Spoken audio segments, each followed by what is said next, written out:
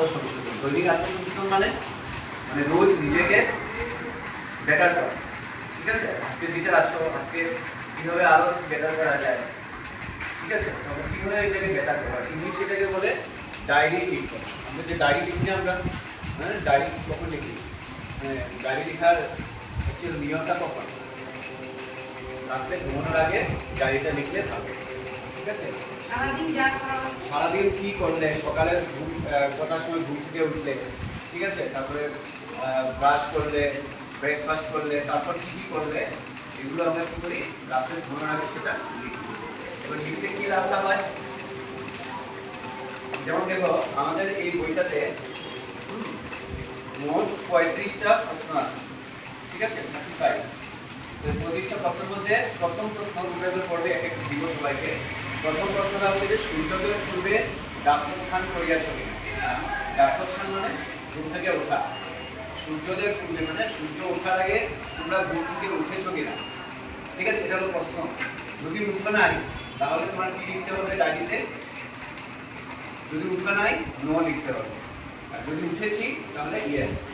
ঠিক আছে, এবার ধরো আমি আজকে সূর্যোদয়ের পূর্বে আমি উঠলাম না, ঘুরে আমি ঘুম থেকে উঠলাম না, দেরি করে উঠলাম, ন তো লিখবে, মিথ্যা করে লিখবে না, নিজের ডায়েরি নিজে।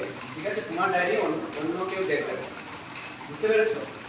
তারপরে সেকেন্ড আছে দেখো উৎকৃষ্টভাবে দন্ত ধারণ করিয়াছ কিনা। দন্ত মানে দাঁত, ভালোভাবে দাঁত মেজেছ কিনা, কারণ এই দাঁত থেকে দাঁতের মধ্যে যদি বীজাণু থাকে সেটা থেকে অনেক ধরনের রোগের সৃষ্টি হয়, বুঝেছো তো। তো যদি ভালোভাবে ব্রাশ করোনি সেটা ভালোভাবে করতে হবে। ঠিক আছে, তারপরে কিছু কিছু আমরা উপাসনা কতবার করিয়াছ। উপাসনা বলতে যারা যে ঠাকুরের ধরো দীক্ষা নিয়েছো বা দীক্ষা নেওনি যদিও, হ্যাঁ বাবা মা যে ঠাকুরকে মানেন সে ঠাকুরকে তোমরাও মানবে, বুঝতে পেরেছো। তো ওই জিনিসটা করো উপাসনা, বা ধরো তোমাদের ঠাকুরের নাম নিয়েছো কিনা ওটাই বোঝায়, বুঝতে পেরেছো। তো এইভাবে ব্যায়াম নিয়মিতভাবে করিয়াছো কিনা, ব্যায়াম করেছো কিনা নিয়মিত, নিয়মিত মানে রেগুলার করেছো কিনা।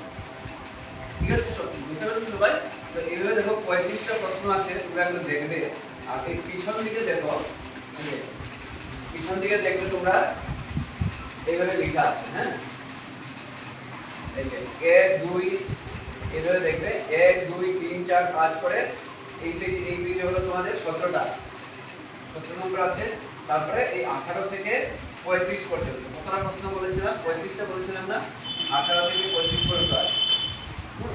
এবার দেখো এখানে দিনগুলো আছে, যেমন রবি সোম মঙ্গল। যেমন আজকে কি বার, আজকে হচ্ছে শুক্রবার না, শুক্রবার দিন আজকে তুমি এখানে 1 মানে এখানে 1 নম্বর প্রশ্ন, 1 নম্বর প্রশ্নের উত্তরটা কি হবে, হ্যাঁ বা না হলে ইয়েস বা নো ওটাই লিখবে, অন্য কিছু লেখা দরকার, এখানে সময়ও কোনো নষ্ট আছে না, বুঝতে পেরেছো তো।